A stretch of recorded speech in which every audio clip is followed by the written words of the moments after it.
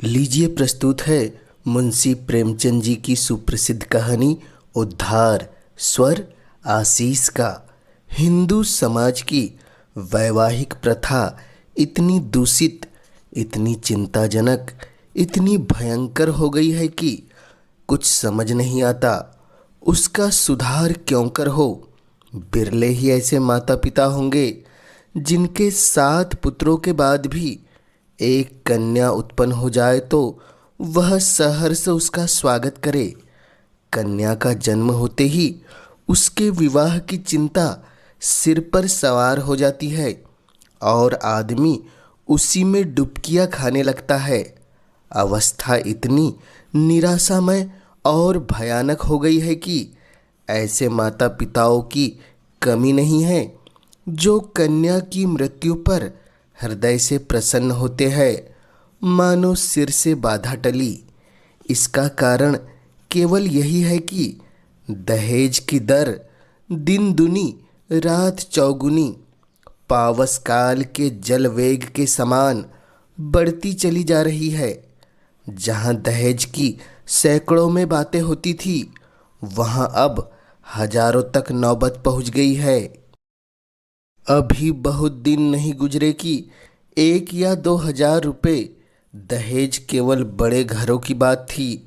छोटी छोटी शादियाँ 500 से 1000 तक तय हो जाती थी, पर अब मामूली से मामूली विवाह भी 3-4 हजार के नीचे तय नहीं होते। खर्च का तो यह हाल है और शिक्षित समाज की निर्धनता और दरिद्रता दिनों दिन बढ़ती जाती है। इसका अंत क्या होगा ईश्वर ही जाने। बेटे 1 दर्जन भी हो तो माता पिता को चिंता नहीं होती। वह अपने ऊपर उनके विवाह भार को अनिवार्य नहीं समझते। यह उनके लिए कंपलसरी विषय नहीं, ऑप्शनल विषय है। होगा तो कर देंगे, नहीं कह देंगे बेटा खाओ कमाओ, समाई हो तो विवाह कर लेना। बेटों की कुचरित्रता कलंक की बात नहीं समझी जाती, लेकिन कन्या का विवाह तो करना ही पड़ेगा। उससे भागकर कहाँ जाओगे? अगर विवाह में विलंब हुआ और कन्या के पाँव कहीं ऊंच नीच पड़ गए तो फिर कुटुंब की नाक कट गई। वह पतित हो गया, टाट बाहर कर दिया गया। अगर वह इस दुर्घटना को सफलता के साथ गुप्त रख सका तब तो कोई बात नहीं। उसको कलंकित करने का किसी को साहस नहीं, लेकिन अभाग्यवश यदि वह इसे छिपा न सका, भंडाफोड़ हो गया तो फिर माता पिता के लिए, भाई बंधुओं के लिए संसार में मुख दिखाने को स्थान नहीं रहता। कोई अपमान इससे दुस्साह, कोई विपत्ति इससे भीषण नहीं, किसी भी व्याधि की इससे भयंकर कल्पना नहीं की जा सकती। लुप्त तो यह है कि जो लोग बेटियों के विवाह की कठिनाइयों को भोग चुके होते हैं, वही अपने बेटों के विवाह के अवसर पर बिल्कुल भूल जाते हैं कि हमें कितनी ठोकरें खानी पड़ी थी। जरा भी सहानुभूति नहीं प्रकट करते, बल्कि कन्या के विवाह में तो तावान उठाया था, उसे चक्रवर्ती ब्याज के साथ बेटे के विवाह में वसूल करने पर कटिबद्ध हो जाते हैं। कितने ही माता पिता इसी चिंता में घुल घुल कर अकाल मृत्यु को प्राप्त हो जाते हैं। कोई संन्यास ग्रहण कर लेता है, कोई बूढ़े के गले कन्या को मढ़कर अपना गला छुड़ाता है। पात्र कुपात्र के विचार करने का मौका कहाँ, ठेलम ठेल है। मुंशी गुलजारी लाल ऐसे ही हतभागे पिताओं में थे। यो उनकी स्थिति बुरी न थी। 200-250 रुपये महीने वकालत से पीट लेते थे, पर खानदानी आदमी थे, उदार हृदय। बहुत किफ़ायत करने पर भी माकूल बचत न हो सकती थी। संबंधियों का आदर सत्कार न करे तो नहीं बनता, मित्रों की खातिरदारी न करे तो नहीं बनता, फिर ईश्वर के दिए हुए 2-3 पुत्र थे। उनका पालन पोषण, शिक्षण का भार था। क्या करते? पहली कन्या का विवाह उन्होंने अपनी हैसियत के अनुसार अच्छी तरह किया और दूसरी पुत्री का विवाह टेढ़ी खीर हो रहा था। यह आवश्यक था कि विवाह अच्छे घराने में हो, अन्यथा लोग हंसेंगे और अच्छे घराने के लिए कम से कम 5,000 का तखमीना था। उधर पुत्री सयानी होती जाती थी। वह अनाज जो लड़के खाते थे वह भी खाती थी, लेकिन लड़कों को देखो तो जैसे सूखे का रोग लगा हो और लड़की शुक्ल पक्ष की चांद हो रही थी। बहुत दौड़ धूप करने पर बेचारे को एक लड़का मिला। बाप आबकारी विभाग में 400 रुपये का नौकर था। लड़का भी सुशिक्षित। वह आकर स्त्री से बोले, लड़का तो मिला और घर बार एक भी काटने योग्य नहीं है, पर कठिनाई यही है कि लड़का कहता है मैं अपना विवाह नहीं करूँगा। बाप ने कितना समझाया, मैंने कितना समझाया, औरों ने समझाया, पर वह टस से मस नहीं होता। कहता है मैं कभी विवाह नहीं करूँगा। समझ में नहीं आता विवाह से क्यों इतनी घृणा करता है। कोई कारण नहीं बतलाता, बस यही कहता है मेरी इच्छा। माँ बाप का इकलौता लड़का है, उनकी परम इच्छा है कि इसका विवाह हो जाए, पर करे क्या। यूं तो उन्होंने फलदान तो रख लिया है, पर मुझसे कह दिया है कि लड़का स्वभाव का हठीला है, अगर न मानेगा तो फलदान आपको लौटा दिया जाएगा। गुलजारी लाल की स्त्री ने कहा, तुमने लड़के को एकांत में बुलाकर पूछा नहीं? गुलजारी लाल बोले, बुलाया था, बैठा रोता रहा, फिर उठकर चला गया। तुमसे क्या कहूँ, उसके पैरों पर गिर पड़ा, लेकिन बिना कुछ कहे उठकर चला गया। स्त्री बोली, देखो इस लड़की के पीछे क्या क्या झेलना पड़ता है। गुलजारी लाल बोले, कुछ नहीं, आजकल के लौंढे सैलानी होते हैं। अंग्रेजी पुस्तकों में पढ़ते हैं कि विलायत में कितने ही लोग अविवाहित रहना ही पसंद करते हैं। बस यही सनक सवार हो जाती है कि निर्द्वंद रहने में ही जीवन की सुख और शांति है। जितनी मुसीबतें हैं वह सब विवाह से है। मैं भी कॉलेज में था तब सोचा करता था कि अकेला रहूँगा और मज़े से सैर सपाटा करूँगा। स्त्री बोली, है तो वास्तव में बात यही। विवाह ही तो सारे मुसीबतों की जड़ है। तुमने विवाह न किया होता तो क्यों ये चिंताएं होती। मैं भी कुंवारी रहती तो चैन से रहती। इसके पूरे 1 महीने बाद मुंशी गुलजारी लाल के पास वर ने यह पत्र लिखा। पूज्यवर, सादर प्रणाम। मैं आज बहुत असमंजस में पड़कर यह पत्र लिखने का साहस कर रहा हूँ। इस धृष्टता को क्षमा कीजिएगा। आपके जाने के बाद से मेरे पिताजी और माताजी दोनों मुझ पर विवाह करने के लिए नाना प्रकार से दबाव डाल रहे हैं। माताजी रोती है, पिताजी नाराज होते हैं। वह समझते हैं कि मैं अपनी जिद के कारण विवाह से भागता हूँ। कदाचित उन्हें यह भी संदेह हो रहा है कि मेरा चरित्र भ्रष्ट हो गया है। मैं वास्तविक कारण बताते हुए डरता हूँ कि इन लोगों को दुख होगा और आश्चर्य नहीं कि शोक में उनके प्राण पर ही बन जाए।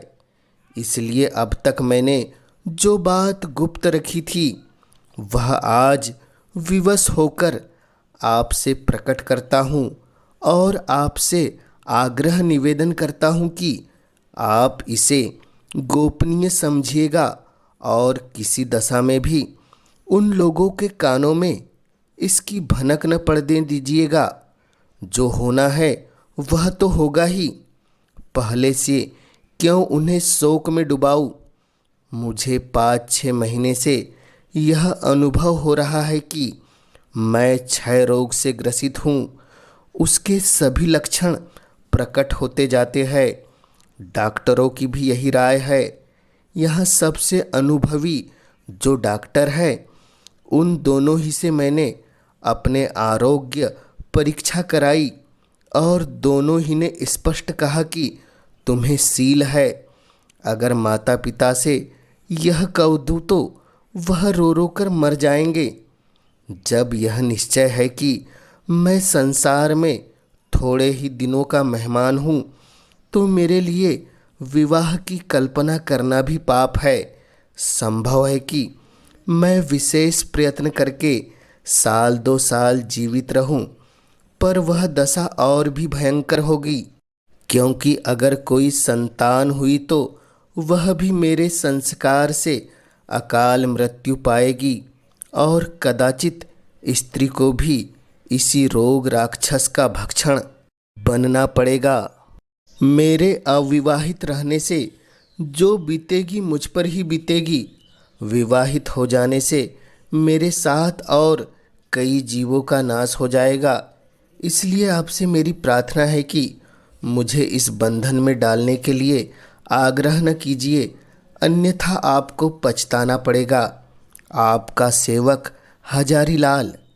पत्र पढ़कर गुलजारी लाल ने स्त्री की ओर देखा और बोले, इस पत्र के विषय में तुम्हारा क्या विचार है? स्त्री बोली, मुझे तो ऐसा मालूम होता है कि उसने बहाना रचा है।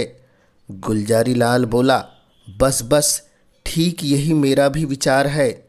उसने समझा है कि बीमारी का बहाना कर दूंगा तो लोग आप ही हट जाएंगे।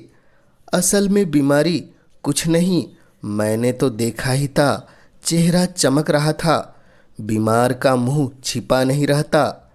स्त्री बोली, राम नाम लेके विवाह करो, कोई किसी का भाग्य थोड़े ही पड़े बैठा है। गुलजारी लाल बोले, यही तो मैं भी सोच रहा हूँ। स्त्री बोली, न हो किसी डॉक्टर से लड़के को दिखाओ, कहीं सचमुच यह बीमारी हो तो बेचारी अम्बा कहीं की न रहेगी।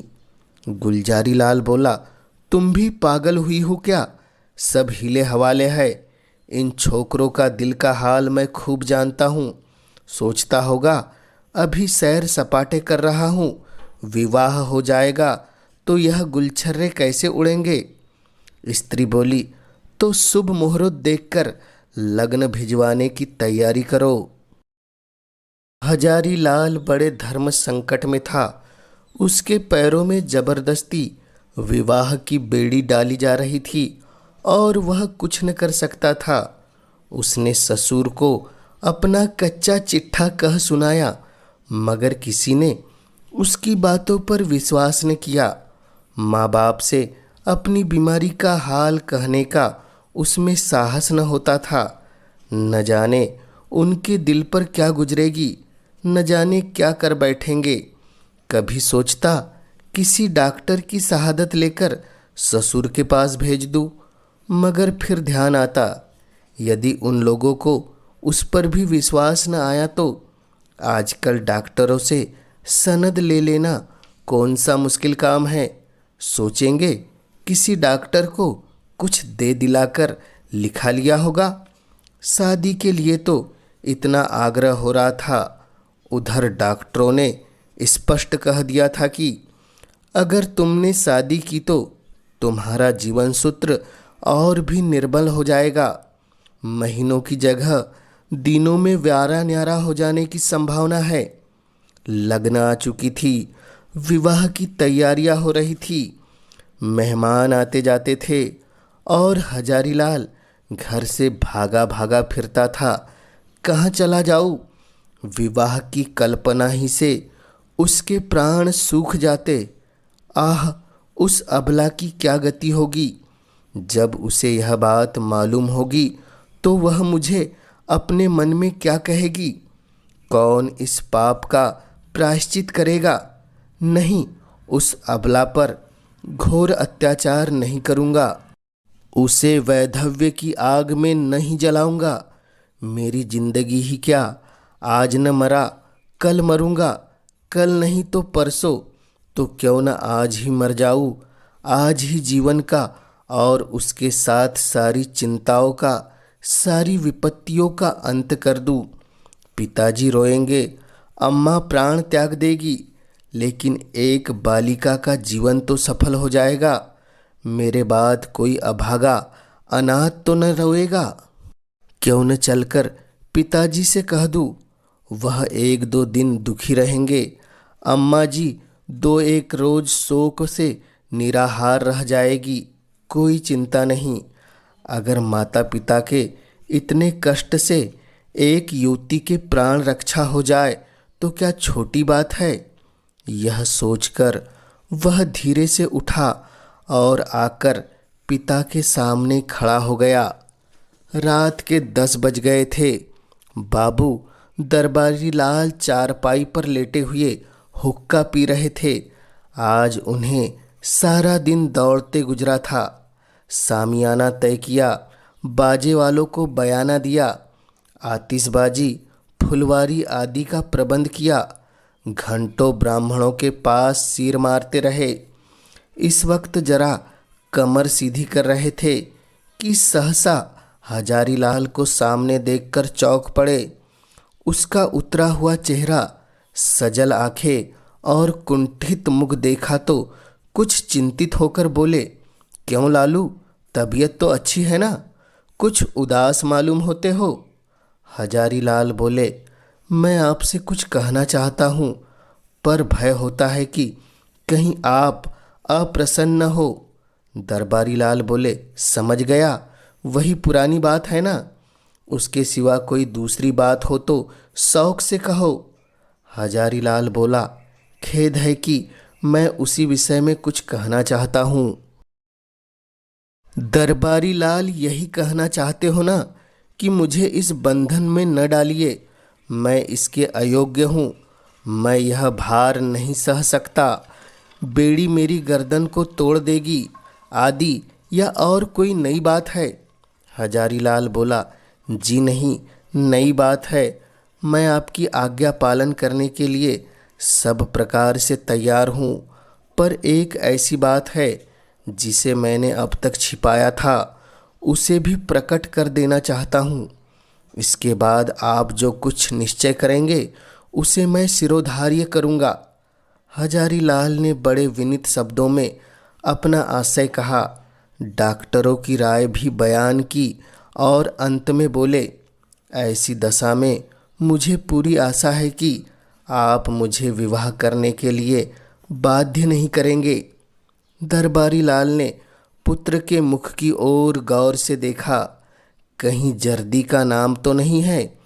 इस कथन पर विश्वास न आया, पर अपना अविश्वास छिपाने और अपना हार्दिक शोक प्रकट करने के लिए वह कई मिनट तक गहरी चिंता में मग्न रहे। इसके बाद पीड़ित कंठ से बोले, बेटा, इस दशा में तो विवाह करना और भी आवश्यक है। ईश्वर न करे कि हम वह बुरा दिन देखने के लिए जीते रहे, पर विवाह हो जाने से तुम्हारी कोई निशानी तो रह जाएगी। ईश्वर ने कोई संतान दे दी तो वही हमारे बुढ़ापे की लाठी होगी। उसी का मुंह देख देख कर दिल को समझाएंगे। जीवन का कुछ आधार तो रहेगा। फिर आगे क्या होगा यह कौन कह सकता है। डॉक्टर किसी की कर्म रेखा तो नहीं पढ़ लेते। ईश्वर की लीला अपरंपार है, डॉक्टर उसे नहीं समझ सकते। तुम निश्चिंत होकर बैठो, हम जो कुछ करते हैं करने दो। भगवान चाहेंगे तो सब कल्याण ही होगा। हजारीलाल ने इसका कोई उत्तर नहीं दिया। आंखें डबडबा आई। कठा अवरोध के कारण मुंह तक नहीं खोल सका। चुपके से आकर अपने कमरे में लेटा रहा। 3 दिन और गुजर गए, पर हजारीलाल कुछ निश्चय न कर सका। विवाह की तैयारियां पूरी हो गई थी। आंगन में मंडप गड़ गया था। डाल गहने संदूकों में रखे जा चुके थे। मैत्रेयी की पूजा हो चुकी थी और द्वार पर बाजों का शोर मचा हुआ था। मोहल्ले के लड़के जमा होकर बाजा सुनते थे और उल्लास से इधर उधर दौड़ते थे। संध्या हो गई थी। बारात आज रात की गाड़ी से जाने वाली थी। बारातियों ने अपने वस्त्र आभूषण पहनने शुरू किए। कोई नाई से बाल बनवाता था और चाहता था कि खत ऐसा साफ हो जाए मानो वहाँ बाल कभी थे ही नहीं। बूढ़े अपने पके बाल को उखड़वाकर जवान बनने की चेष्टा कर रहे थे। तेल साबुन उबटन की लूट मची हुई थी और हजारीलाल बगीचे में एक वृक्ष के नीचे बैठा उदास होकर सोच रहा था, क्या करूं? अंतिम निश्चय की घड़ी सिर पर खड़ी थी। अब एक क्षण भी विलंब करने का मौका नहीं था। अपनी वेदना किससे कहे? कोई सुनने वाला नहीं था। उसने सोचा, हमारे माता पिता कितने अदूरदर्शी है। अपनी उमंग में इन्हें इतना भी नहीं सूझ रहा कि वधू पर क्या गुजरेगी। वधू के माता पिता भी इतने अंधे हो रहे हैं कि देखकर भी नहीं देखते, जानकर भी नहीं जानते। क्या यह विवाह है? कदापि नहीं। यह तो लड़की को कुएं में डालना है, भांड में झोंकना है, कुंद छुरे से रेतना है। कोई यातना इतनी दुस्सहाय, इतनी हृदय विदारक नहीं हो सकती जितनी वैधव्य। और ये लोग जानबूझकर अपनी पुत्री को वैधव्य की अग्नि कुंड में डाल देते हैं। यह माता पिता है? कदापि नहीं। यह लड़की के शत्रु है, कसाई है, बधिक है, हत्यारे है। क्या इनके लिए कोई दंड नहीं? जो जानबूझकर अपनी प्रिय संतान के खून से अपने हाथ रंगते हैं, उसके लिए कोई दंड नहीं। समाज भी उन्हें दंड नहीं देता, कोई कुछ नहीं कहता। हाय! यह सोचकर हजारीलाल उठा और एक ओर चुपचाप चल दिया। उसके मुख पर तेज छाया हुआ था। उसने आत्म बलिदान से इस कष्ट का निवारण करने का दृढ़ संकल्प कर लिया था। उसे मृत्यु का लेस मात्र भी भय न था। वह उस दशा को पहुंच गया था जब सारी आशाएं मृत्यु पर ही अविलंबित हो जाती है। उस दिन से फिर किसी ने हजारीलाल की सूरत नहीं देखी। मालूम नहीं जमीन खा गई या आसमान। नदियों में जाल डाले गए, कुओं में बांस पड़ गए, पुलिस में हुलिया गया, समाचार पत्रों में विज्ञप्ति निकाली गई, पर कहीं पता न चला। कई हफ्तों के बाद छावनी रेलवे स्टेशन से 1 मील पश्चिम की ओर सड़क पर कुछ हड्डियां मिली। लोगों का अनुमान हुआ कि हजारीलाल ने गाड़ी के नीचे दबकर जान दी, पर निश्चित रूप से कुछ मालूम नहीं हुआ। भादों का महीना और तीज का दिन। घरों में सफाई हो रही थी। सौभाग्यवती रमणियां 16 श्रृंगार किए गंगा स्नान करने जा रही थी। अम्बा स्नान करके लौट आई थी और तुलसी के कच्चे चबूतरे के सामने खड़ी वंदना कर रही थी। पति गृह में उसे यह पहली ही तीज थी। बड़ी उमंगों से व्रत रखा था। सहसा उसके पति ने अंदर आकर उसे सहास नेत्रों से देखा और बोला, मुंशी दरबारी लाल तुम्हारे कौन होते हैं? यह उनके यहाँ से तुम्हारे लिए तीज पठौनी आई है, अभी डाकिया दे गया है। यह कहकर उसने एक पार्सल चारपाई पर रख दिया। दरबारी लाल का नाम सुनते ही अम्बा की आंखें सजल हो गई। वह लपकी हुई आई और पार्सल को हाथ में लेकर देखने लगी, पर उसकी हिम्मत न पड़ी कि उसे खोले। पिछली स्मृतियाँ जीवित हो गई। हृदय में हजारीलाल के प्रति श्रद्धा का एक उद्गार सा उठ पड़ा। आह! यह उसी देवात्मा के आत्म बलिदान का पुनीत फल है कि मुझे यह दिन देखना नसीब हुआ।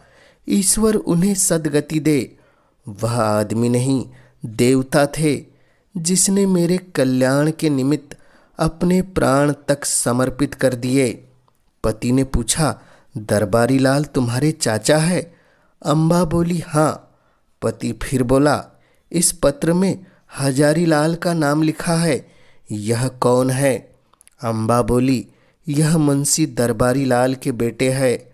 पति फिर बोला, तुम्हारे चचेरे भाई है? अम्बा बोली, नहीं, मेरे परम दयालु उद्धारक, जीवनदाता, मुझे अथाह जल में डूबने से बचाने वाले, मुझे सौभाग्य का वरदान देने वाले। पति ने इस भाव से कहा मानो कोई भूली हुई बात याद आ गई हो। आह, मैं समझ गया, वास्तव में वह मनुष्य नहीं, देवता थे।